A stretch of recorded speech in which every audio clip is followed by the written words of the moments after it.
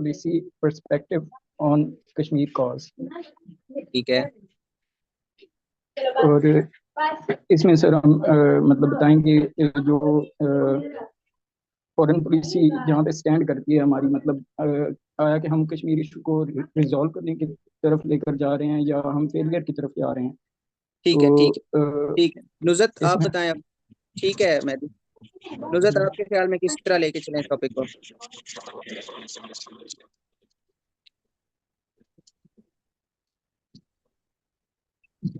अस्सलाम वालेकुम सर। वालेकुम अस्सलाम। वालेकुम अस्सलाम। ये सर नहीं मेरे ख्याल परेशान होना कि किस तरह चल रहा है, बस जो आपको समझ आती है, मेरा मकसद ही आपको समझाना है। आप में से किसी का मैं एग्जाम नहीं ले रहा। जी जी सर। सर मेरे भी ख्याल से पहले तो हम देखेंगे पाकिस्तान की फॉरेन पॉलिसी में कहाँ पे ये आती है, कि हम इस चीज़ को कैसे रिजॉल्व कर सकते हैं। और ठीक है। सर बातें क्या आ रही हैं कि पाकिस्तान क्यों रिजॉल्व नहीं कर पा रहा कश्मीर इशू को, वो क्यों एग्जिस्ट कर रहा है अभी तक, और अगर कर रहा है तो पाकिस्तान को क्या बेनिफिट्स आ सकते हैं मेरे ख्याल से सर। अभी तो यही समझ आ रहा है। बेनिफिट्स की तरफ नहीं जाना, मतलब अ, थोड़ा सा रेलिवेंट रहना है ना। तो अच्छा अच्छा। रेलिवेंट रहने का मतलब ये है कि आप कोशिश करें कि ये चीज़ डिसाइड करें कि कौन सी चीज़ अब यहाँ पे मोस्ट रेलिवेंट बनती है। अब आपकी ये डायमेंशन गलत तो बिल्कुल नहीं है। कश्मीर अगर पाकिस्तान की फॉरेन पॉलिसी स्ट्रांग हुई, कश्मीर हमारे हिस्से में आ गया, तो सबको पता है बहुत से बेनिफिट्स तो हैं। लेकिन आपके ख्याल से ये बड़ी दूर की बात है। पहली बात तो ये है कि कश्मीर पे जो है पाकिस्तान की फॉरेन पॉलिसी, आप यूं समझ लें कि it's a defeat of Pakistan foreign policy. तो ये डिस्कशन फिर बड़ी डिस्टेंट फ्यूचर की बनती है। फिल वक्त तो हम उसे, हाँ, डिप्लोमेटिक डेफिसिट, इसी बारे में ही बताएंगे हम उसे। अ, हमें अभी ज्वाइन किया है अब्बास और वसीम ने। तो Abbas, Pakistan foreign policy and future of Kashmir cause, क्या बात करेंगे इस पे?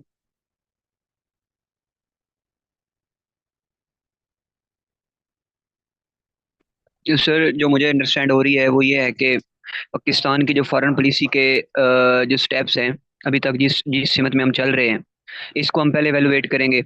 उसके बाद इन्हीं को देखते हुए हम इससे फ्यूचर आउटलाइन करेंगे कश्मीर का क्या हम देखते हैं। ठीक है, बिल्कुल ठीक। हमारे पास एक हसन फारूक कहते हैं, फातिमा कहती हैं डिप्लोमेटिक डेफिसिट। डिप्लोमेटिक डेफिसिट, अब बात तो ठीक है, लेकिन ये कहाँ पे एडजस्ट, कहाँ पे हो सकता है? ये वहां पे एडजस्ट हो सकता है ना कि जहां आप फ्लॉज बता रहे हो। फ्लॉज में से एक सब हेडिंग हो सकती है diplomatic deficit. Hasan Farooq regional politics की बात करते हैं, तो रीजनल पॉलिटिक्स पे तो हमारा सब्जेक्ट ये तो नहीं है। हम तो सीधा सीधा कश्मीर की बात कर रहे हैं और कश्मीर में पाकिस्तान की फॉरेन पॉलिसी की बात कर रहे हैं। तो regional politics as it is, अगर आप उसको रिलेट करें भी, तो या उसको आप चैलेंजेस में लिख सकते हैं या अपॉर्चुनिटीज में लिख सकते हैं, किसी एक तरह आप उसको लिखेंगे। ये एक मेन हेडिंग नहीं बन सकती। और हमारे पास एक आउटलाइन है, शायद ये शायान ने बना के भेजी है ये आउटलाइन, पता नहीं किसने बना के भेजी है, आई डोंट नो। लेकिन इन्होंने लिखे हैं historical background and current scenario, issue issues of bone of contention between India and Pakistan over Kashmir का। या इशू लिख लें या बोन ऑफ कंटेंशन लिख लें। Major bones of contention, major bones of contention between India and Pakistan. और इसको शाबाश भाई, जिसके जिम्मा मैंने लगाया उसने रिकॉर्डिंग भी अब शुरू की है। अ, तो how to resolve Kashmir issue next है, और फिर सजेशंस हैं। और मोहम्मद वसीम अपने उस्ताद का मजाक उड़ाने के लिए कह रहे हैं कि लुकिंग क्यूट। आप लोगों को पता है मैंने पहले ही सारे स्टूडेंट्स से अपोलोजाइज कर लिया कि मेरे इस टाइम जो है ना, हर किस्म के हालात बड़े इधर उधर हैं। तो I am sorry, I am not presentable in front of you, और ना ही मैं लैपटॉप पे क्लास ले रहा हूँ। ये माजरत मैं इस वजह से कर रहा हूँ आप लोगों से। अल्लाह पाक आप सबको सीएसपी बनाए, बड़े होते दे आप लोगों को। शायद आज से कोई चंद साल पहले मैं क्लास ले रहा होता तो मेरी सोच ये होती कि जिसने पढ़ना है वो पढ़े, जिसने नहीं पढ़ना बिस्मिल्लाह, 100 दफ़ा बिस्मिल्लाह ना पढ़े, कि मेरी शक्ल से किसी को कोई फिक्र नहीं होनी चाहिए। लेकिन वहाँ पे हमें उन्होंने जो लेक्चर्स दिए हैं ड्रेसिंग वगैरह पे, तो उनमें एक वो बुनियादी बात ये करते हैं कि आपको हमेशा, अगर आप ऑडियंस के सामने प्रेजेंटेबल हैं, तो ये उनकी रिस्पेक्ट करने के मुतरादिफ है। तो अगर आप किसी के सामने ये ट्राउजर शर्ट में चले जाते हैं या कोई बुरे ड्रेस में जाते हैं, तो दैट मीन्स आपने उनको कोई वैल्यू नहीं दी। इस वजह से मैं आप लोगों को अपोलोजाइज कर रहा हूँ, you are so valuable for me. अच्छा, let's come back to topic. अल्हम्दुलिल्लाह, माशाल्लाह, आप सारे टॉपिक से कहीं ना कहीं खिसके हुए हैं। कोई भी पूरी तरह टॉपिक की तरफ नहीं आ रहा, या सारे नहीं है, कहीं ना कहीं आप उसको बता नहीं पा रहे, हो सकता है आपके माइंड में वो आप बता ना पा रहे। पहला मेरा क्वेश्चन ये है कि उसने ये क्यों नहीं कहा कि Pakistan foreign policy on Kashmir issue and its future? किसी को ये बात समझ आई है? उसने ये क्यों नहीं कहा कि पाकिस्तान की कश्मीर के ऊपर फॉरेन पॉलिसी क्या है और इसका फ्यूचर क्या होगा? Internal and external dynamics, Kamran Hashmi कह रहे हैं इंटरनल एंड एक्सटर्नल डायनामिक्स का मतलब, इंटरनल डायनामिक्स का मतलब है कि कौन से फैक्टर्स हैं जो, इंटरनल फैक्टर्स कौन से हैं जो पाकिस्तान की फॉरेन पॉलिसी को अफेक्ट कर रहे हैं, और एक्सटर्नल फैक्टर्स ये हैं कि इंटरनेशनल एनवायरनमेंट कैसा है जिस जो शेप कर रहे हैं पाकिस्तान की फॉरेन पॉलिसी को। तो अब इसको एडजस्ट कहाँ करेंगे? ये मेजर हेडिंग तो नहीं बन सकती, ये माइनर हेडिंग्स ही कहीं ना कहीं बन सकती हैं।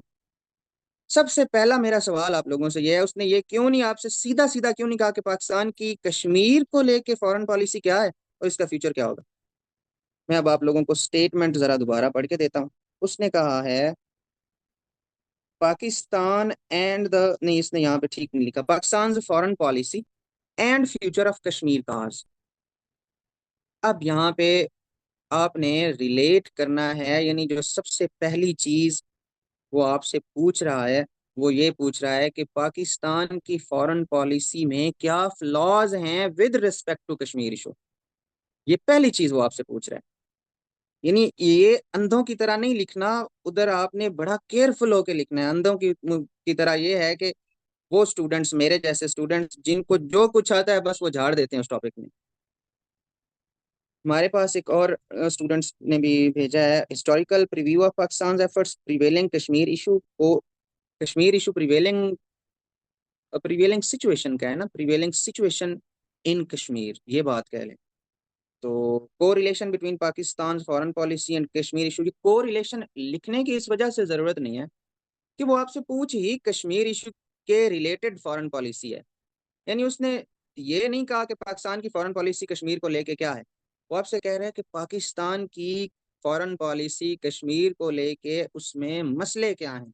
अब ये मेरी दानिस्त है, ये मैं समझ पा रहा हूँ कि एग्जामिनर ये समझना चाह रहा है मुझसे, Pakistan foreign policy and future of Kashmir का। तो जाहिर बात है वो यही पूछ सकता है ना कि पाकिस्तान की फॉरेन पॉलिसी कश्मीर को लेके है क्या, इसमें मसले क्या हैं, और फ्यूचर में कश्मीर का को सपोर्ट करने के लिए पाकिस्तान की फॉरेन पॉलिसी किस तरह होनी चाहिए। ये तीन बातें हैं जो मोस्ट इम्पॉर्टेंट अब बन रही हैं इस सिचुएशन के अकॉर्डिंग। शायान ने भी भेजी है कि overview of Kashmir issue, how has Pakistan foreign policy catered to the Kashmir काज।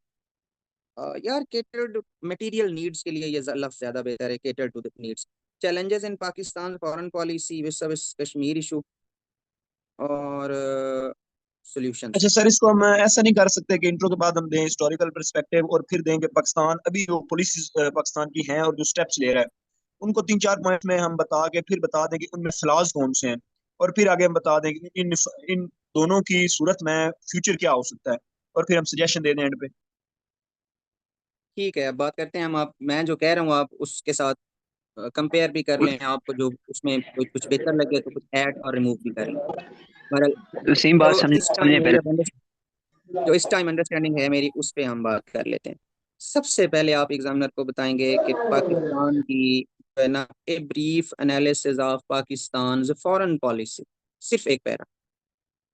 उसके बाद आप उसको बताएंगे कि पाकिस्तान की foreign policy with respect to Kashmir issue, Kashmir के बारे में आप उसको पाकिस्तान की फॉरेन पॉलिसी बताएंगे। जो इस टाइम आप जिन स्टेप्स की बात कर रहे हैं ना, हाँ, वसीम, जिन स्टेप्स की आप बात कर रहे हैं कि अवेयरनेस इशू, अवेयरनेस रेज कर रहा है या कुछ और कर रहा है, तो ये सारी चीजें करंट जो डायनामिक्स ऑफ द इशू हैं या करंट सिचुएशन को कोप अप करने के लिए हैं। ये फॉरेन पॉलिसी रिस्पॉन्सेज कह सकते हैं आप, this is not foreign policy जो आप पाकिस्तान कर रहा है इस time, these are responses of Pakistan foreign policy. Core जो है पाकिस्तान का, आप एग्जामिनर को वो बताएंगे कि पाकिस्तान को का कश्मीर को लेके कोर ऑब्जेक्टिव्स या कोर फॉरेन पॉलिसी प्रिंसिपल्स क्या रहे हैं, एग्जामिनर को आप वो बताएंगे। ये अब आपने उसको बता दिया कि Pakistan foreign policy with respect to Kashmir, आपने उसको एक सेगमेंट जो इस स्टेटमेंट का रिक्वायर्ड है ना वो आपने बता दी। दूसरा सेगमेंट फिर होगा कि पाकिस्तान की फॉरेन पॉलिसी में फ्लॉज क्या रहे हैं जिस वजह से पाकिस्तान कश्मीर काज को in true letter and spirit defend नहीं कर सका, कश्मीर काज को डिफेंड नहीं कर सका, प्रमोट नहीं कर सका, या कश्मीर अचीव नहीं कर सका पाकिस्तान। तो वो फ्लॉज क्या रहे हैं वो आप फ्लॉज बता रहे होंगे। उसके बाद फिर आप एक अलग सेगमेंट बनाना चाहें तो बना लें चैलेंजेस का, क्योंकि चैलेंजेस आर देयर। सिर्फ ऐसा नहीं है कि पाकिस्तान की फॉरेन पॉलिसी में कोई फ्लॉज, सिर्फ फ्लॉज रहे हैं, फ्लॉज को इतने ज्यादा नहीं है। मसला ये है कि भूखा मुल्क है हम और भूखे मुल्क की सुनता कोई नहीं है।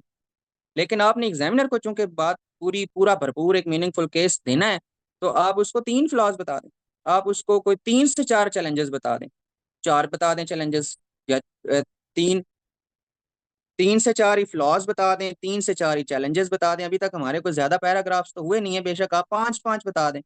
या पाकिस्तान की फॉरेन पॉलिसी, अगर आपने उसको with respect to Kashmir Pakistan की फॉरेन पॉलिसी रही क्या है, इसके 4 पॉइंट्स हो जाएं, 3 फ्लॉज हो जाएं, 4 से 5 चैलेंजेस हो जाएं, तो फिर हम ठीक लेंथ की तरफ जा रहे हैं। अब आप लोग ये देखें कि अब इसमें इस सिचुएशन में नागुज़ीर हो गया है कि आप फ्लॉज भी बताएं, चैलेंजेस भी बताएं और फिर वे फॉरवर्ड की तरफ जाएं। तो और फिर पाकिस्तान की फॉरेन पॉलिसी है क्या विद रिस्पेक्ट टू कश्मीर ये भी बताएं। हमारे पास अब मेन हेडिंग्स निकल रही हैं ज्यादा, तो उसके अकॉर्डिंग आपने अब मटेरियल को एडजस्ट करना है। इस वजह से मैं कहता हूं कि ये बड़ा केयरफुल डिसीजन है कि कितनी मेन हेडिंग्स और उनमें फिर सब हेडिंग्स कितनी हो। तो अब मैंने सबसे पहले उसको एक पैराग्राफ जनरल बताया पाकिस्तान की फॉरेन पॉलिसी का, मैंने एक मेन हेडिंग उसको बताया पाकिस्तान की foreign policy with respect to Kashmir है क्या, फिर उसके फ्लॉज बताए हैं, फिर पाकिस्तान की फॉरेन पॉलिसी को चैलेंजेस बताए जिस वजह से कश्मीर का हर्ट हुआ है, जिस वजह से कश्मीर का सेबोटाज हुआ है। उसके बाद फिर मैं वे फॉरवर्ड की तरफ जाऊंगा। और वे फॉरवर्ड में जो पाकिस्तान इस टाइम स्टेप्स ले रहा है ना, आप वे फॉरवर्ड में वो दे सकते हैं। वे फॉरवर्ड में आप दे सकते हैं कि इस इशू को एट एनी कॉस्ट इंटरनेशनलाइज करने की सिस्टमैटिक एफर्ट्स होनी चाहिए। तब आप बता सकते हैं कि पाकिस्तान तमाम जो एम्बेसीज हैं उनमें कश्मीर डेस्क एक ओपन करे। तब आप बता सकते हैं कि ओआईसी की सपोर्ट रैली करे, इंटरनेशनल जो फोरम्स हैं यूएनओ वगैरह उनमें वॉइस रेज करे, पाकिस्तान जो है वो अपनी सॉफ्ट पावर बढ़ाए, अपनी इकानमी को मजबूत करे, बिकॉज अल्टीमेटली इन्हीं से ये इशू रिजॉल्व होना।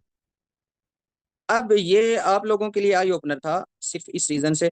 यही 2022 की अटेम्प्ट में हालांकि कश्मीर पे मेरी रिसर्च थी, लेकिन एज ए स्टूडेंट मैंने सिर्फ इस वजह से ये टॉपिक छोड़ दिया था कि ये मुझसे संभलेगा नहीं। जाहिर है, सॉरी, 20 की अटेम्प्ट में इसी वजह से छोड़ दिया था। उस टाइम जाहिर है इस तरह से तैयारी नहीं थी चीज़ों की, तो लिमिटेड रिसर्च थी, तो मैंने ये छोड़ दिया था टॉपिक। और यही सोच के छोड़ा था कि इसको मैं किस तरफ से पकड़ूं और किस तरफ से ना पकड़ूं। और हमारे बड़े काबिल दोस्त जिन्होंने अटेम्प्ट किया था उनका कुछ का नहीं पास हुआ था और कुछ का पास हो गया था। अब जो मैंने आपको डायमेंशंस बताई हैं ये कतन हतमी नहीं है, बहुत से लोगों की मुख्तलिफ अप्रोच हो सकती है। ये सिर्फ एक एफर्ट थी आपको सेंसिटाइज करने की कि आपने किस तरह एग्जामिनर को इतनी एक कंप्लीट पिक्चर दिखानी है, इतना एक कंप्लीट केस प्रेजेंट करना है कि उसके पास आपको फेल करने की कोई रीजन ना हो।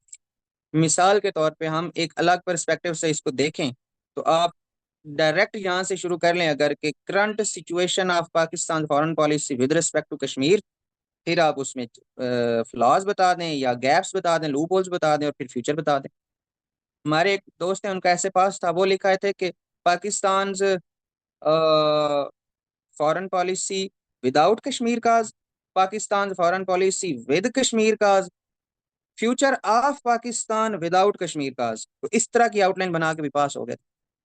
तो आपको अगर ये एग्जांपल अच्छी लगती है तो फिर इस तरह लिख लें। और अगर आपको ये मैसेज आया, ये समझ आई है कि हमने बहुत डिटेल से चीज़ों को बहुत केयरफुल होकर ये डिसाइड करना है कि क्या लिखना है और क्या नहीं लिखना, तो फिर वो स्टूडेंट्स को कुछ को पता भी है, तो फिर आप उस हिसाब से चलें। हमारे पास एक लास्ट आउटलाइन आई है, हम उसको भी पढ़ लेते हैं। A brief analysis of Pakistan foreign policy, Pakistan foreign policy with respect to Kashmir, flaws in foreign policy that caused Kashmir issue, that caused Kashmir issue linger on. Sir ये चैलेंजेस आपके ही पॉइंट्स हैं, इनको जस्ट मैंने नोट डाउन किया, लिख लिख के बस चैलेंजेस टू सेंड किया। Pakistan foreign policy and way forward and conclusion. अच्छा, ये जो चैट है आप लोगों की, ये आप सबको शो हो रही है या क्या है इसमें? सभी को शो होती है चैट या इंडिविजुअली आती है? सर इसमें एवरीवन का भी ऑप्शन होता है और डायरेक्ट भी हम किसी को मैसेज कर सकते हैं, लाइक जिस तरह अच्छा मैंने अच्छा, आपको डायरेक्ट मैसेज किया है और फिर एवरीवन को मैंने भेजा है। चलें ठीक ठीक। जी नेक्स्ट टॉपिक की तरफ आते हैं। अब ये टॉपिक क्लियर हुआ कि इसमें क्या गुत्थी थी, बाज़ाहिर सीधा नजर आने वाला। यस मैंने सर, बिल्कुल क्लियर हुआ। तो जो भी आप में से कोई अपने आप को फिलोसफर समझ रहा है ना, वो एक दफा फिर सोच ले कि ये केयरफुल होना है, जितनी प्रैक्टिस कर लें उतनी काम है। अ, मैं अगला टॉपिक देख रहा हूँ। यस। ये टॉपिक जो है यूं समझ लें कि यहाँ पे एग्जामिनर ने आपको कहा है कि जो आपका दिल करता है लिखें। अब देख लेते हैं कि आप अपने दिल पे चलते हैं या ये फैसला करते हैं कि अगेन इस टॉपिक के रिलेटेड यार आपसे कोई पूछे दहशतगर्दी, दहशतगर्दी पे आपसे कोई पूछे, तो आपके ख्याल में इसकी करीबी तरीन क्या रीजंस हो सकती हैं, क्या क्या डिस्कशन क्या बन सकती है इस पे? यही बनेगी ना कि दहशतगर्दी है क्या, इसकी वजूहात क्या हैं, इसको ठीक कैसे किया जा सकता है और इसके नुकसानात क्या हैं, इससे चैलेंजेस कौन से हो रहे हैं दुनिया को। यही है ना इसके रेलेवेंट, जो मोस्ट रेलेवेंट इसके डिस्कशन बनती है। तो अब नेक्स्ट टॉपिक है on tolerance. On tolerance next topic है, बस खाली ऑन टॉलरेंस। तो क्या कहेंगे इस पे?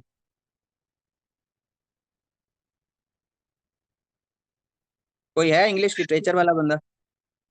सर इस पे तो हम इंट्रोडक्शन देंगे और फिर बताएंगे अच्छा, कि टॉलरेंस है क्या। थैंक यू फिर वेरी मच। हम उससे आगे? फिर हम बताएंगे कि importance of tolerance in our life. ठीक है, ठीक है। या why importance it is needed in human life. तो इसको हम इंडिविजुअल लेवल से लेकर इंटरनेशनल लेवल तक लेके जाएंगे। और ठीक है। काजिज फिर हम इसमें एक डायमेंशन ऐड कर सकते हैं कि काजिज क्या है कि जो सोसाइटी में टॉलरेंस कम हो रही है। ठीक है। और फिर हम बता सकते हैं वे फॉरवर्ड। अच्छा जी, बाकी लोग बताएं। ठीक है बस। एनलाइटेंड एजुकेशन टीचर्स टॉलरेंस, जी फातिमा ठीक है बिल्कुल। लेकिन ये बात हम इंट्रो में लिख सकते हैं या हम ये सजेशंस में लिख सकते हैं ना कि एजुकेशन अगर अच्छी होगी तो टॉलरेंस आएगी, और टॉलरेंस दुनिया में क्यों नहीं है उसमें एक ये बात एडजस्ट कर सकते हैं कि एजुकेशन नहीं है। तो हर सर चीज अगर की हम एक जगह है, हर चीज की एक जगह है, ऐसे नहीं लिखा जा सकता। सर मैं ऐड अ पॉइंट। आपसे पहले मैं एक और स्टूडेंट हैं उनकी ओपिनियन सॉरी लेना चाहूंगा। कामरान हाशमी साहिब, आप बताएं इसमें क्या डिस्कशन आएगी टॉलरेंस के मौजू पे, जो आपको समझ आता है। अस्सलाम वालेकुम। वालेकुम। अच्छा सबसे पहले तो हम इसको इंट्रोड्यूस करेंगे ना, मतलब टॉलरेंस को हम डिफाइन करेंगे कि बिल्कुल ठीक, आगे। टॉलरेंस को बेसिकली है क्या। फिर इसका हम एक एक हिस्टोरिकल पर्सपेक्टिव दे देंगे बेसिकली। ठीक है, मतलब जिस तरह जॉन लॉक है, महात्मा गांधी है, मुख्तलिफ किस्म के जो फिलोसफर्स थे उन्होंने मतलब टॉलरेंस को पोर्ट्रे किया गया। फिर बिल्कुल इसकी ठीक है। मतलब है कि फिर इस तरह हम इसके टाइप्स दे देंगे। रिलीजियस टॉलरेंस है जिस तरह, पॉलिटिकल टॉलरेंस है, कल्चरल कोएग्जिस्टेंस है जिस तरह फॉर एग्जांपल। ठीक है, हम्म। उसको हम देंगे। फिर मतलब इसको इस तरह ही लेके चलेंगे, मतलब this is what I think. ठीक है, बिल्कुल ठीक है, थैंक यू। और और किससे ओपिनियन लें जरा? हमारे पास हैं मुसद्दिक अली, आप बताएं। जी मुसद्दिक। सर जी सर इसमें पहले तो हम टॉलरेंस के बारे में बता देंगे, इंट्रोडक्शन दिया, उसके बाद टॉलरेंस है क्या। फिर इसको डिफरेंट ठीक है। सेगमेंट में डिवाइड कर सकते हैं, पॉलिटिकल इंटॉलरेंस, एजुकेशन से रिलेटेड, और सोसाइटी में वैसे इस तरह की रिलीजियस बहुत बड़ा पॉइंट है, रिलीजियस इंटॉलरेंस अच्छा, का। यहीं पे रुक जाएं, यहीं पे रुक जाएं। ये बहुत अच्छा हुआ आपने ये बात की। ये मैं तमाम स्टूडेंट्स को कह रहा हूँ कि जो ये चीज़ है ना, किसी भी चीज़ को पॉलिटिकल, इकोनॉमिक, सोशल में डिवाइड करना, मसलन आप काजेस को डिवाइड कर रहे हैं, आप किसी चीज़ की टाइप्स लिख रहे हैं। फॉर एग्जांपल अब ग्लोबलाइजेशन पे ऐसे आया तो स्टूडेंट का बड़ा दिल करता है कि मैं ग्लोबलाइजेशन की टाइप्स बताऊं। कल्चरल ग्लोबलाइजेशन क्या है, पॉलिटिकल क्या है, इकोनॉमिक क्या है, मैं उसको ये सारी बताऊं। इस डिवीजन के मैं या कोई भी टीचर किसी सूरत खिलाफ नहीं है, लेकिन आपने ये बस केयरफुल होकर करनी है। अगर आप इस तरह की कोई डिवीजन करें तो कोशिश करें, अगर तो आप काजेज दे रहे हैं और काजेज में आपकी काज नंबर, मतलब मेन हेडिंग आपकी है काजेज ऑफ समथिंग, उसमें आपकी एक सब हेडिंग है, एक फिर सब मेन हेडिंग जो है वो है पॉलिटिकल काजेज। उसमें आप फिर असल में जो पैराग्राफ्स लिखने हैं वो 3 लिखते हैं कि जी ये काज है, ये 3 आप पैराग्राफ्स लिखते हैं। आगे आप इकोनॉमिक में 5 या 6 या 2 लिख देते हैं। ये काम नहीं करना। एक तो हमेशा बराबर काजेज लिखनी है, पॉलिटिकल, इकोनॉमिक, सोशल, जितनी हेडिंग्स बनाई उनके नीचे 3 लिखते हैं, 2 लिखते हैं, 4 लिखते हैं, बराबर रखनी। दूसरा, एग्जामिनर की आपसे ये रिक्वायरमेंट नहीं है एज सच कि आप चीज़ों को इस तरह डिवाइड करें। अगर डिवाइड करें तो उसे सिस्टमेटिकली करना है, बस सिर्फ इतना केयरफुल होना है आपने। अब बताएं आप। लेकिन सर इसमें जो है, हम अगर टाइप्स बताने लग जाएंगे टॉलरेंस की ये टाइप्स हैं, तो वो तो लेंथ ही हो जाएगा। तो उसकी इतनी यहाँ पर तो जरूरत भी फील नहीं होती कि उनको हम करें या तो उन पे पैराग्राफ्स बनाएं। पहली बात तो ये है कि अगर हम इम्पोर्टेंस वाली हेडिंग बनाएंगे ना, तो उसमें इनडायरेक्टली आप डिफरेंट काइंड्स ऑफ टॉलरेंस को ही डिस्कस कर रहे होंगे ना, कि अगर पॉलिटिकल टॉलरेंस है तो उसका फायदा ये है कि पॉलिटिकल स्टेबिलिटी आती है, डेमोक्रेसी स्ट्रेंथन होती है, जो है वो इकोनॉमिक ग्रोथ आती है। तो इनडायरेक्टली आप जब इकोनॉमिक ग्रोथ की बात कर रहे हैं तो उसमें इकोनॉमिक टॉलरेंस ही डिस्कस हो रही होगी ना। तो बेहतर तो यही है कि टाइप्स वगैरह वो आप लिखने के बजाय इंपॉर्टेंस का पहला पैरा बनाएं। बेसिक बेहतर तो यही है। जी मुसद्दिक, आप बात कर रहे थे। जी सर, उसके बाद सर एक बार उसकी सेग्रीगेशन कर दी तो उसके बाद हम कोई एक केस स्टडी डाल सकते हैं कि किसी भी मुल्क की केस स्टडी डाल दें कि जहाँ पे टॉलरेंस है, जैसे जापानीज सोसाइटी है या किसी अच्छी सोसाइटी की, तो उसको फिर कंपैरेटिव एनालिसिस दे सकते हैं एक पाकिस्तान का और अच्छा, उस कंट्री का। ठीक है ठीक है, उसके बाद बिल्कुल ठीक। जी सर, उसके बाद सर हम हाउ टू जी अचीव मतलब वे फॉरवर्ड उसका बताएंगे कि कैसे ठीक एक है। टॉलरेंट सोसाइटी हम यानी डेवलप कर सकते अब आप ये फैसला कर चुके हैं ना कि इसके रेलेवेंट क्या बनता है, तो अब आप रेलेवेंट अगर लिखेंगे तो बस ठीक है। फिर एक हमारे पास और आउटलाइन आई है उम्मे कलसूम ने, डेफिनेशन, टाइप्स, इंपॉर्टेंस, बेनिफिट्स और चैलेंजेस। सजेशंस आप बोल रही हैं, एक तो पहली बात ये है कि सजेशंस हर सूरत देनी है, चैलेंजेस पे बात कभी खत्म नहीं करनी। सजेशंस ऐसे का वो पार्ट हैं जो यूं समझ लें कि ये वो रूल है, जैसे यूके के कॉन्स्टिट्यूशन में अनरिटन रूल्स हैं लेकिन वो हमेशा से फॉलो हो रहे हैं और होते रहेंगे एज लॉन्ग एज कोई उनका और लॉ ना आया। इसी तरह ये अनरिटन लॉ है ऐसे का कि सजेशंस आप उसको देंगे, अनरिटन रूल है, आपको किसी किताब में मिलता है नहीं मिलता, सजेशंस आपने देनी है। एग्जामिनर पता नहीं उसके जहन में क्या होता है कि वो एक्सपेक्ट करके बैठा होता है कि आप सजेशन उसको देंगे। एक बात, दूसरी बात, अगर ऐसे होता इनटॉलरेंस पे तो फिर तो चलो कुछ टाइप्स लिखना ज्यादा अच्छा होता। टॉलरेंस लिख रहे हैं तो फिर उस पर हमें कोई डिटेल में टाइप्स में जाने की जरूरत नहीं है, बाकी आपने ठीक लिखा है। शायान कह रहे हैं कि explaining what is tolerance, how has tolerance impacted human lives, different levels, what happens in the absence of tolerance, this is a classic mistake. Shayan, this is a classic mistake जो सिर्फ अच्छे बच्चे करते हैं। ये आपने ये लिखा है कि गुड गवर्नेंस हो तो उसका फायदा क्या है और बुरी गवर्नेंस हो तो उसका नुकसान क्या है। यानी ये स्टूडेंट का एक ऐसा तरीका है जिसमें एग्जामिनर के लिए उसकी आउटलाइन की एक पूरी मेजर हेडिंग जो है ना वो विदाउट एनी इंपॉर्टेंस है, उसका कोई फायदा ही नहीं। मैं लिख दूं कि पाकिस्तान में लीडरशिप अच्छी हो तो उसका फायदा क्या होगा, और अगला पैरा बना दूं कि लीडरशिप बुरी हो तो उसका नुकसान क्या होगा, तो इनडायरेक्टली मैं बात एक ही नेचर की कर रहा हूँ। मैं कोई नई बात नहीं कर रहा। लीडरशिप अच्छी होगी तो जी पाकिस्तान की फॉरेन पॉलिसी मजबूत होगी, लीडरशिप बुरी होगी तो कमजोर होगी। जो नेचर ऑफ आर्ग्यूमेंट है वो तो वही रहा ना कि फॉरेन पॉलिसी, लीडरशिप अच्छी होगी तो इकॉनमी मजबूत होगी, लीडरशिप बुरी होगी तो इकॉनमी वीक होगी। नेचर ऑफ आर्ग्यूमेंट एक ही रहा है, इस वजह से ये वाला सेगमेंट जो है ये आपका एक्स्ट्रा है। बाकी आपने बिल्कुल ठीक लिखा है। What happens in the absence of tolerance और case studies throughout history. अब ये चीज यहाँ पे आपको नहीं लगता कि मिसप्लेस्ड है, इसको इंट्रो के बाद आना चाहिए था अगर ये आती, यहाँ पे नहीं, बल्कि आप इंपॉर्टेंस बता चुके हैं। हाँ, अगर आप इसको डिफरेंट फिलोसफर्स की नज़र में एक्सप्लेन कर रहे होते तो फिर इंट्रो के बाद आता। यहाँ पे अब ये मिसप्लेस्ड तो नहीं है, लेकिन सजेशंस आपने नहीं लिखी, सजेशंस जरूर लिखनी है, ये बात सारे जहन में बिठा लें। नुज़रत कह रही है why it is appreciated societies with tolerance examples. बहुत अच्छा हुआ आपने भी ये बात कर दी, ये गलत नहीं है लिखना ऐसे, लेकिन इसमें स्टूडेंट अपना एक नुकसान जरूर कर रहा होता है। मैं ऐसे कर रहा हूँ गवर्नेंस पे, और हसनैन, फातिमा, हसन, मेहदी, नसरुल्लाह, मैं ऐसे कर रहा हूँ गवर्नेंस पे, और मैं उसको कैरेक्टरिस्टिक्स ऑफ गुड गवर्नेंस लिख रहा हूँ, या मैं उसको पहले या मैं इसके बाद बता रहा हूँ कि गुड गवर्नेंस के बेनिफिट्स क्या हैं। और इन बेनिफिट्स में मैं उसको बता रहा हूँ कि जी गवर्नेंस अगर अच्छी हो तो विमेन एम्पावरमेंट होती है, गवर्नेंस अगर अच्छी हो तो ह्यूमन लाइफ स्टैंडर्ड्स मजबूत होते हैं। इन पैराग्राफ में मैं एग्जांपल्स ना दूं और आगे सेपरेट जाके मैं कहीं केस स्टडीज दे दूं तो मैं अपना ही नहीं नुकसान कर रहा। होना ये चाहिए कि ये जो केस स्टडीज वगैरह होती हैं, ये तमाम एग्जांपल्स आप पैराग्राफ्स के लिए बचा के रखें, ताकि आप अपने पैराग्राफ्स में ये एग्जांपल्स कोट कर सकें। इससे आपके पैराग्राफ्स मजबूत होते हैं, पैराग्राफ्स हेल्दी होते हैं, जस्टिफाइड होते हैं, बजाय कि आप सेपरेट कर लें। किसी एक कंट्री की केस स्टडी देनी हो तो वो ठीक है, वो भी उस कंट्री की केस स्टडी सिलेक्ट करते हैं। फॉर एग्जाम्पल, आप इस ऐसे में आप किसी ऐसे कंट्री की केस स्टडी करेंगे जो या टॉलरेंस की या इनटॉलरेंस की सबसे खूबसूरत एग्जाम्पल हो। मसलन टॉलरेंस की एग्जांपल देनी है तो आपको नॉर्डिक में तो वहाँ पे भी नहीं है, सभी में।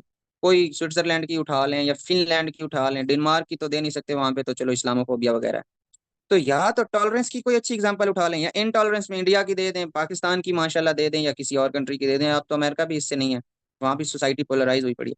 तो ये बात है, अगर केस स्टडी देनी है तो वो 110% रेलिवेंट होनी चाहिए उस सिचुएशन से।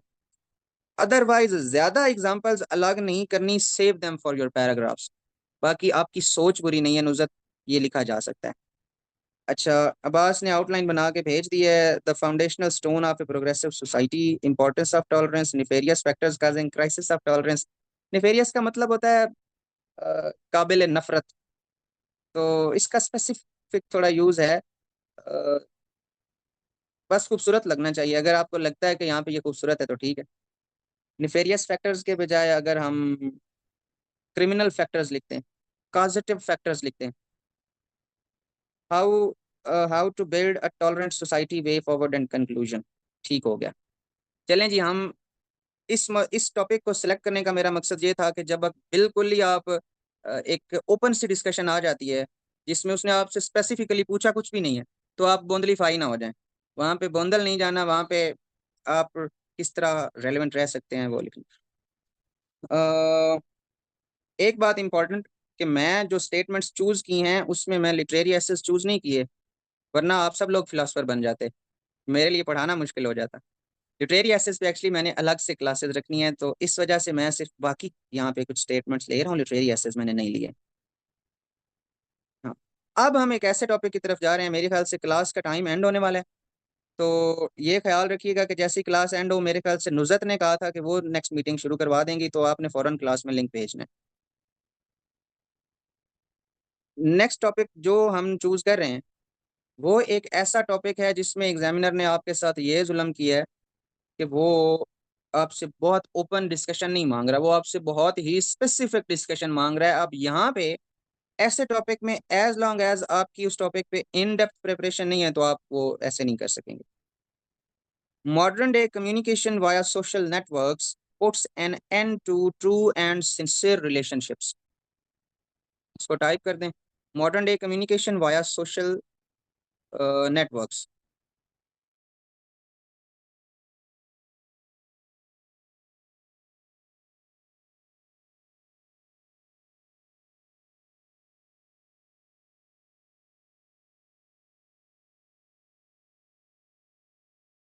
Recording in progress. Recording stopped. हाँ जी, मैंने टॉपिक भेज दिया। अब ये ऐसी एग्जांपल है आपके सामने जिसमें आप यूं समझ लें कि एक स्पेसिफिक वो एग्जामिनर आपसे डिस्कशन चाह रहा है। इसमें आप कुछ ज़्यादा इधर उधर भाग नहीं सकते जब तक आपने एग्जामिनर की बात का जवाब ना दिया। एक और बात, यहाँ पे ट्रू एंड सिंसियरशिप तो बेसिकली एक ही बात है। Recording in progress. इस टॉपिक में कि modern day communication via social networks has made relationships, क्या था कि उसने रिलेशनशिप्स को एंड कर दिया है, ट्रू एंड सिंसियर रिलेशनशिप्स का एंड कर दिया, has put an end to true and sincere relationships. और ये टॉपिक है, इसमें मेन उसका जो सब्जेक्ट है वो तो है ही है कि मॉडर्न डे कम्युनिकेशन जो है इससे रिलेशनशिप्स कैसे खत्म हुए, ट्रू रिलेशनशिप्स। ट्रू एंड सिंसियरशिप को अलग करने नहीं बैठ जाना। कुछ लोग ये भी मतलब अब स्टेटमेंट की डिकंस्ट्रक्शन का मतलब ये नहीं है कि आप पागल ही हो जाएं डिकंस्ट्रक्शन करते हुए, ट्रू एंड सिंसियरशिप एक ही बात है। अब बताएं इसको कैसे लेके चलेंगे। हमारे पास पार्टिसिपेंट्स हैं, उम्मे कलसूम ने हमें होस्ट किया है, इस वजह से हम आज उनसे कुछ भी नहीं पूछेंगे। तो हमारे पास ज़ारा बतूल, आप बताएं क्या समझ आती है।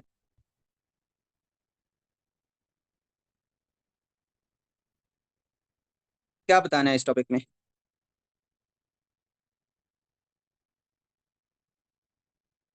बिल्कुल ठीक, everything is shifting to online. तो उससे हुआ क्या है, रिलेशनशिप, नेचर ऑफ रिलेशनशिप पे बात करनी है ना, तो यहाँ पे आपको, आप देखें, आपको थोड़ा सा यहाँ पे ह्यूमंस, मतलब आप, अब आपने ब्रेनस्टॉर्मिंग अगर करनी है, एक टॉपिक आ गया है, समझ लें सारे स्टूडेंट्स फॉर द मोमेंट ये इमेजिन कर लें कि बाकी जो टॉपिक्स हैं उनका तो आपको कुछ भी नहीं आता, आपके पास यही टॉपिक है, इसी को आपने करना है, आप अल्लाह तवक्कल जो भी हुआ इसी टॉपिक पे बात करनी है। तो अब आपका थिंकिंग प्रोसेस क्या होगा, किस तरह आप लोग ये समझेंगे कि ट्रू एंड सिंसियर रिलेशनशिप पे क्या लिखना है? तो अब जरा सोचना शुरू कर दें। एक एक अच्छे दोस्त के रिलेशनशिप में क्या होता है, माँ बाप के साथ हमारे रिलेशनशिप में क्या होता है, हस्बैंड या वाइफ के रिलेशनशिप में क्या होता है, बहन भाई के रिलेशनशिप में क्या होता है, टीचर स्टूडेंट के रिलेशनशिप में क्या होता है। ट्रू एंड सिंसियर रिलेशनशिप की कैरेक्टरिस्टिक्स ढूंढना शुरू करते हैं। सबसे पहले तो आपको वो पता होनी चाहिए ना, तो तब रिलेट कर सकेंगे कि क्या एग्जामिनर पूछ रहा है। वो कैरेक्टरिस्टिक्स निकल आई। वेट फॉर अजान, अजान हो जाए तो फिर शुरू करते हैं।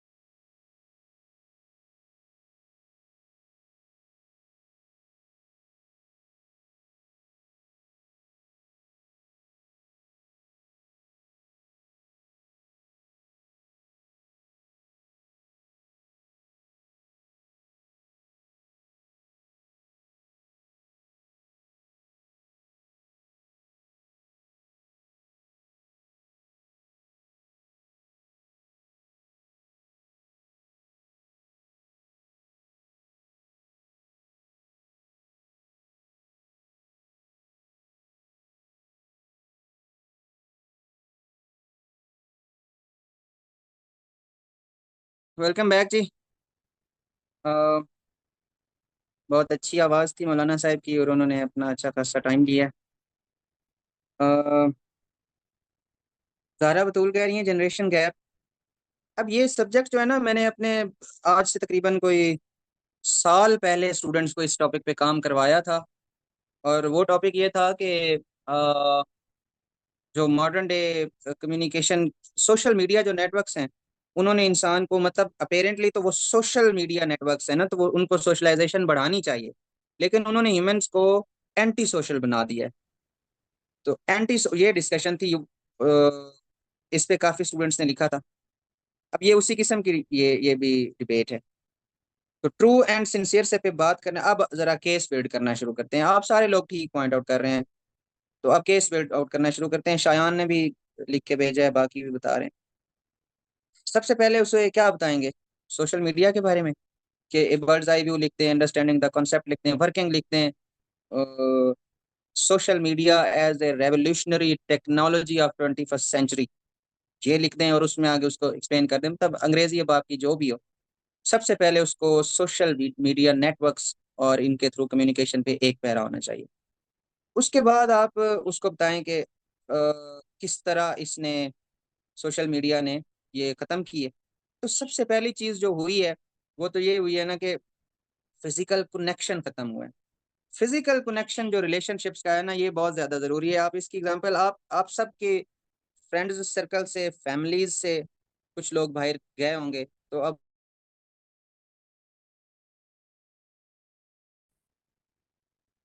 क्या चीज़, वो उस एडमिट का ऑप्शन आएगा, उम्मीद कलसूम एडमिट का ऑप्शन आएगा आपके पास। कोई क्लास ज्वाइन करना चाह रहे हैं या कोई और इशू है?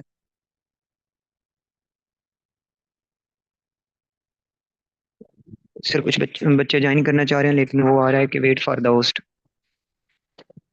मैंने तो किसी को मना नहीं किया हुआ, मुझे तो यहाँ पे ऑप्शन आए तो मैं उनको एडमिट करूँ। नहीं ठीक हो गया सर, पहले आ रहा था भी ठीक है। चलें ठीक है, इतने ही लोग थे जिन्होंने ज्वाइन कर लिया है। फिजिकल कनेक्शन खत्म हुए हैं, ट्रस्ट डेफिसिट हुआ है। लोग जो हैं वो ट्रस्ट डेफिसिट के अलावा लाइज चल रहे हैं। कंसोल करना पॉसिबल नहीं रहा लोगों को एक दूसरे के लिए, एक दूसरे के मुश्किल टाइम्स में एक दूसरे के लिए हेल्पिंग हैंड नहीं बन पा रहे लोग। एक दूसरे में एक दूसरे, ये जो सिंसियर और ट्रू एंड सिंसियर रिलेशंस हैं, उनमें एक बड़ा इंपॉर्टेंट होता है कि फेस टू फेस कम्युनिकेशन या अंडरस्टैंडिंग, एक साउंड अंडरस्टैंडिंग। तो इन इन से कभी साउंड अंडरस्टैंडिंग नहीं बिल्ड हो पाती। इस तरह करके आप अगर खाली कोई 5 पॉइंट्स भी बना देना, अब ये वो सब्जेक्ट है जहाँ पे एग्जामिनर आपसे नहीं कहेगा कि यार लाजमी उसे 9-10 पॉइंट्स बना के दो। यहाँ पे वो ये बात एक्सेप्ट करेगा कि अगर इसमें आपने कोई 5 से 6 पॉइंट्स बना दिए हैं तो आप उसको समझा दिया, आपने इतनी की बात हो सकती थी। उसके अलावा एक डायमेंशन ये हो जाएगी कि इंसान की पर्सनैलिटी जो है ना, वो हम सोशलाइजेशन के काबिल रहे ही नहीं है। इंसान में एंटी सोशल टेंडेंसीज पैदा हो गई हैं कि हम लोग जो हैं वो बजाय सोशलाइज करने के, मेल मिलाप के, मेल जोल के, लोग अलग थलग रहना, अकेले रहना आप पसंद करने लगे हैं इसी चीज़ में।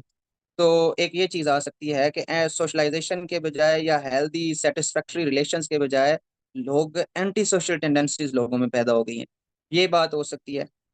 तो इस तरह करके आप उसको 6 पॉइंट्स अगर दे दें, बाकी आप उसमें ये उसको बता सकते हैं कि social media communication psychological disorders, जी हसन फारूक बिल्कुल ठीक, साइकोलॉजिकल डिसऑर्डर्स बता सकते हैं। ये सोशल मीडिया कम्युनिकेशन है, वो उसमें इनहेरेंट फ्लॉज क्या हैं या उसके इनहेरेंट चैलेंजेस क्या हैं, उसमें आप उसको 4-5 पॉइंट्स में ये बताएंगे कि सोशल मीडिया कम्युनिकेशन में क्या इश्यूज हैं, क्यों, मतलब ये एज नेचर ऑफ कम्युनिकेशन ये है किस तरह की कि जिस वजह से ये चीज़ें वर्चुअली पॉसिबल नहीं है। ये चीज़ें फिजिकल कनेक्शंस या या ट्रस्ट बिल्डिंग या सिंसेरिटी, या ये चीज़ें पॉसिबल रहती क्यों नहीं है सोशल मीडिया से। उसमें क्या, किन किन जगहों पे धोखा दिया जा सकता है, किस किस तरह हमारे आर्टिफिशियलिटी का एलिमेंट कहाँ कहाँ पे है, ये चीज़ें आप उसको बता सकते हैं। फिर आप उसको कुछ प्रैक्टिकल इंस्टेंसेस दे सकते हैं या कोई रिसर्च, अब यहाँ पे आप उसको कोई केस स्टडी दे सकते हैं, और फिर वे फॉरवर्ड की तरफ चले जाएं। ये अब वो टॉपिक था। अब इसमें से समझ आपने ये लेनी है कि इस तरह का टॉपिक कभी उठाना नहीं है एज लॉन्ग एज आपको लगता है कि आपके पास कोई इसके अच्छे हेल्दी पॉइंट्स नहीं बन रहे, क्योंकि उसने आपको एक स्पेसिफिक डायमेंशन में वो लेके जा रहा है आपको, तो ये ख्याल रखना है। और टॉपिक को सिलेक्ट करते हैं। यस, अब हम जो टॉपिक सिलेक्ट कर रहे हैं वो अपेरेंटली ज़रा लंबा है। CSS 2000 में आया था ये, सन 2000 में ये ऐसे पूछा गया था। और ये ऐसे है एजुकेशन पे। Education makes a people easy to lead but difficult to drive. Easy to lead but difficult to drive. Easy to govern but impossible to enslave. हाँ जी, अब बताएं वसीम शमसी, सबसे पहले तो ये बताएं कि इसकी डीकंस्ट्रक्शन में हमने किस किस चीज को कंसीडर करना है। किस किस चीज को कंसीडर करेंगे? Easy to lead sir but difficult to drive, easy to govern but difficult to enslave. सबसे पहले ना, सबसे पहले वसीम स्टेटमेंट, मैं आपको ये पिक्चर ना भेज दूं, ये वाली, मैं आपको ये वाली जी जी पिक्चर सर, भेज भेज रहा दो हूँ। प्लीज। इस पिक्चर का ना सबसे पहली स्टेटमेंट है, ये मैं व्हाट्सएप ग्रुप में आपको भेज रहा हूँ, सारे देख लें। लें जी, पिक्चर ओपन करें और देखें जरा। पहला टॉपिक है education makes a people easy to lead but difficult to drive, easy to govern but impossible to enslave। बताओ जरा कौन कौन से, पॉइंट आउट करो सिर्फ वर्ड्स जो हमारे लिए इंपॉर्टेंट है। लीड हो गया, दूसरा ड्राइव हो गया, तीसरा गवर्न हो गया, चौथा एनस्लेव हो गया। वर्ड्स तो यही निकलते हैं, ऐसा ही है। Yes sir. अब हम देखेंगे कि लीड या ड्राइव, बात एक ही है। यानी यहाँ पे नेचर ऑफ आर्ग्यूमेंट एक ही रहेगा कि या लीड हो सकता है या ड्राइव हो सकता है, या गवर्न हो सकता है या एनस्लेव हो सकता है। तो हमारे पास बेसिकली वर्ड्स यहाँ पे चार नहीं है, दो लफ्ज हैं। समझ आ गई? अब इसको किस तरह रिलेट करेंगे? एक तो सीधा सीधा गवर्नेंस की तरफ बात जा रही है।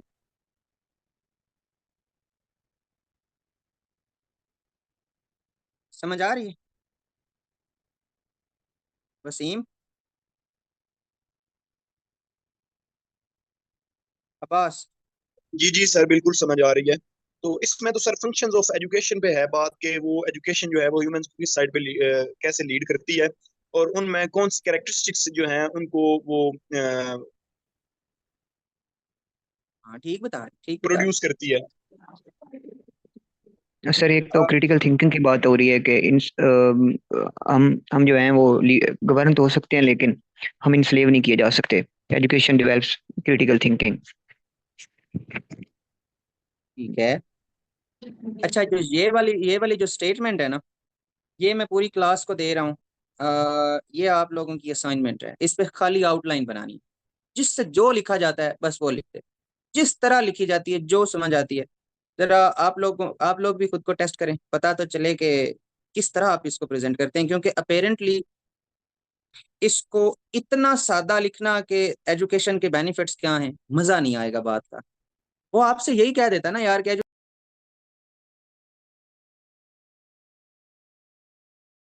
मैं को बार बार समझाने की कोशिश करता हूँ ना, वो है ये कि जिस जुबान में, जिस लैंग्वेज में एग्जामिनर आपसे बात पूछ रहा है, you should rise to the occasion. आपने उसी के अकॉर्डिंग, उसी की जबान में उसको जवाब देना है। वो आपसे सीधा सीधा कह देता कि यार तालीम के फायदे लिखो। इंसान की सेल्फ पर्सनल ग्रोथ के लिए, इंसान की या ग्रोथ ऑफ एन इंडिविजुअल या character of an individual education build कैसे करती है, बात खत्म। उसमें सारी बातें आ जाती। इतनी लंबी चौड़ी स्टेटमेंट बनाने की उसकी रीजन क्या है? तो अब उसी हिसाब से आपने चलना है। समझ रहे हैं आप? अ, और हमारे पास कौन है? बंदे हमारे पास लिमिटेड हैं, तो हम अपनी होस्ट से क्वेश्चन कर सकते हैं। वैसे उन्होंने होस्ट किया है, मैं बनता नहीं था उनसे सवाल करना, लेकिन आपको क्या लगता है मैं कसूम क्या लिखना चाहिए इसमें? चलो ये डिस्कस नहीं करते, ये मैं आपको असाइनमेंट देता हूँ, ये हम अगली क्लास में डिस्कस करेंगे। आप लोग थोड़ा सा जब तक लिखने बैठेंगे नहीं यहाँ, तो मैं आपके जहन में सवाल छोड़ के फिर साथ बोल भी पड़ता हूँ ना, तो बेहतर ये है कि ये आप लोग खुद करें। और आज की हम लास्ट असाइनमेंट, लास्ट जो वो टॉपिक है वो डिस्कस करते हैं और फिर क्लास एंड करते हैं। Last topic.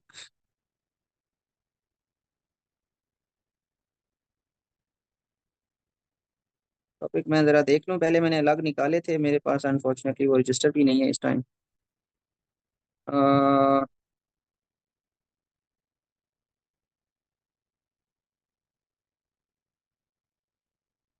हाँ, ये कर लेते हैं। Let there be more light in the corridors of worship places. Let there be more light in the corridors of worship places. समझ आया टॉपिक? Yes sir. तो बताएं। Let there be more light in the corridors of worship places, क्या examiner पूछ रहा है?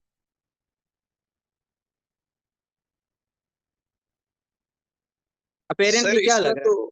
Sir इसमें तो अपेरेंटली यही लग रहा है, जो एक्सट्रीमिज्म हो रही है, जो रेडिकलिज्म सोसाइटी में आ रही है, ठीक है, कि इसको कैसे इवेपोरेट करना है, और जो टॉलरेंस और कोऑपरेशन और इंक्लूसिविटी है, उनको कैसे इनकारपोरेट करना है जो रिलीजियस इंस्टीट्यूशंस हैं। बिल्कुल ठीक है, टॉपिक समझ आ गया। अब चूंकि रिलीजियस इंटॉलरेंस की डायमेंशंस काफी बनती हैं, और वो सिर्फ इतना कह रहा है कि यार ज्यादा टॉलरेंस लाने की जरूरत है, ज्यादा रिलीजियस टॉलरेंस। जी जी फातिमा, ऐसे ही है, यही उन्होंने कहा, ज्यादा रिलीजियस टॉलरेंस लाने की जरूरत है। अब आपके ख्याल में ये टॉपिक अपने गिर्द कौन सी इंपॉर्टेंट डिबेट्स को अट्रैक्ट कर रहा है? सोचें, मुसद्दिक आप बताएं, क्या ये अट्रैक्ट कर रहा है? या नसरुल्लाह से हमने अभी तक नहीं पूछा, नसरुल्लाह है क्लास में, मोहम्मद नसरुल्लाह, आप बताएं इस टॉपिक में क्या पूछना चाह रहा है एग्जामिनर? सिर्फ आप बताएं, एग्जामिनर जो मर्जी पूछे आपके नजदीक। वो कह रहा है कि रिलीजियस इंटॉलरेंस होनी चाहिए, तो क्या चीजें इसके क्लोज तरीन हैं, रेलेवेंट, मोस्ट रेलेवेंट हैं, कौन सी चीजें हैं बताएं। जी नसरुल्लाह। सर मैं कुछ शेयर करूं थोड़ा सा। जी जी बोलें। सर इसमें ये भी तो हो सकता है कि जो रिलीजियस इंस्टीट्यूशंस हैं वो सिर्फ जो रिलीजन है उसको ही डिवोटेड कर दिए गए हैं। अब उनको भी जो दूसरी साइंस हैं, जो दूसरी एजुकेशन है, जो दूसरे डोमेन्स ऑफ लाइफ हैं, वॉक्स ऑफ लाइफ हैं, तो उनको भी इनकारपोरेट करना चाहिए। जैसे ये यूनिवर्सिटीज में एजुकेशन है, स्कूलों में एजुकेशन है, ये भी वहां पर जानी चाहिए। ये भी तो एज अ लाइट ही चीजें कंसीडर कर सकते हैं हम। ये वाली पूरी पूरी सेकंड डायमेंशन बनती है। Let there be more light, और रोशनी होनी चाहिए, इबादत गाहों में और रोशनी होनी चाहिए। ये एक पूरी पूरी अलग डायमेंशन बनती है कि जो हमारे रिलीजियस जो भी इंस्टीट्यूशंस हैं, या जो भी इबादत गाहें हैं, उनको हम मजीद रोशन कैसे कर सकते हैं। ये एक अलग पूरी डिस्कशन बनती है और बननी चाहिए। तो अब यही तो मैं कह रहा हूँ कि आप लोग कैसे इसमें क्या सोचेंगे, बताए कोई। नुज़त है क्लास में?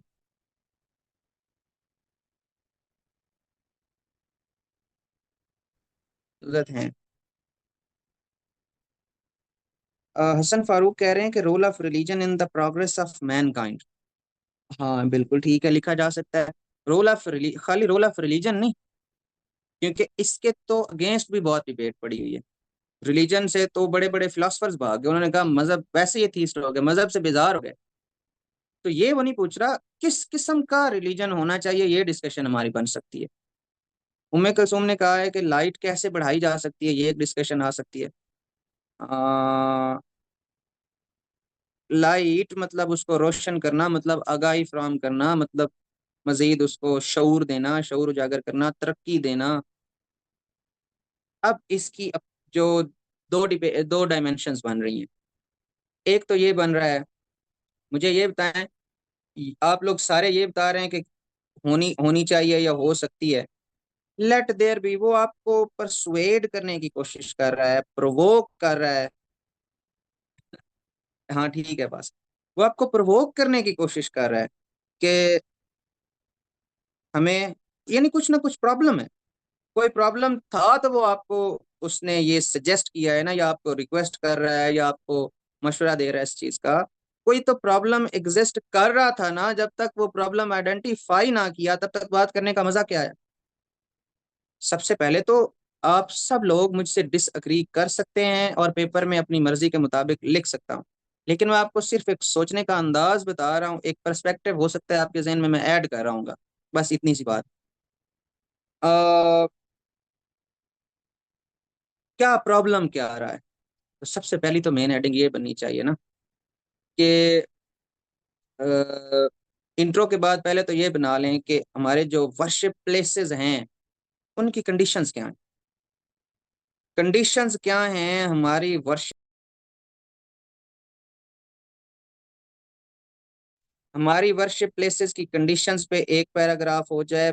फिर लैक ऑफ या हाँ लैक ऑफ ठीक है कि लैक ऑफ इनफ जो लाइट है हमारी वर्शिप प्लेसेस में उससे दुनिया को इश्यूज क्या हुए हैं। उसके बाद सजेशंस की तरफ तो आएंगे ना। अब अंधाधुंध सजेशंस की तरफ आप लोग चले गए तो फिर अब इसको दो तरीकों से लिखा जा सकता था। एक ये होता था कि हो सकता था कि आप उसे बेनिफिट्स बताते कि वर्शिप प्लेसेस में अगर लाइट होगी तो बेनिफिट्स क्या होंगे। दूसरा तरीका ये था कि आप चैलेंजेस बताते कि लाइट ना होने की वजह से चैलेंजेस क्या हुए। फिर सजेशंस में आप लोग उसको लाइट लाने के लिए क्या कैसे रोशनी आ सकती है। तो अब इसको अलग करने की जरूरत नहीं है इस डायमेंशन को ना। लाइट से मुराद तालीम भी है, लाइट से मुराद टॉलरेंस भी है, लाइट से मुराद रेशनैलिटी भी है। तो खाली अगर आप उसको ये कह दें ना कि road map for comprehensive reformation of religious education to make religious places या to make religion more enlightened, तो बात यही है। वो मतलब जरूरी नहीं है कि वो आपसे मस्जिद या मंदिर या गिरजा की बात कर रहा है, वो इनडायरेक्टली मजहब की बात कर रहा है आपसे। ये चीज अगेन आपके समझने की है कि वो मजहब की बात कर रहा है कि अल्टीमेटली मजहब क्या बन के इमर्ज हुआ है हमारी सोसाइटी में। तो सजेशंस में उनको तालीम भी देनी है, रैशनैलिटी भी लेके आनी है, टॉलरेंस भी सिखाना है, फैसिलिटीज भी सिखानी है, मॉडर्न एजुकेशन, ये सारी चीजें सजेशंस में इकट्ठी हो जाएंगी। असल जो हमारी डिबेट बन रही थी वो यही बन रही थी कि क्या चैलेंजेस हुए हैं, फायदे क्या हो सकते हैं, वे फॉरवर्ड क्या है। समझ गए आप लोग। इस पे हम आज की क्लास एंड करते हैं। इस पे हमारी सिर्फ एक क्लास और होगी और उसके बाद हम ये डीकंस्ट्रक्शन से निकल के फिर आउटलाइन या इंट्रो या इस तरह की चीज़ों की तरफ जाएंगे प्रैक्टिस के लिए। और कोशिश करूंगा ताकि फिर मैं आप लोगों की असाइनमेंट्स देख सकूं। ठीक हो गया। तो नेक्स्ट क्लास अगेन मैं टाइमिंग्स वगैरह बता दूंगा। तब तक के लिए फी मान लो। अल्लाह हाफिज़ सर। Recording stopped.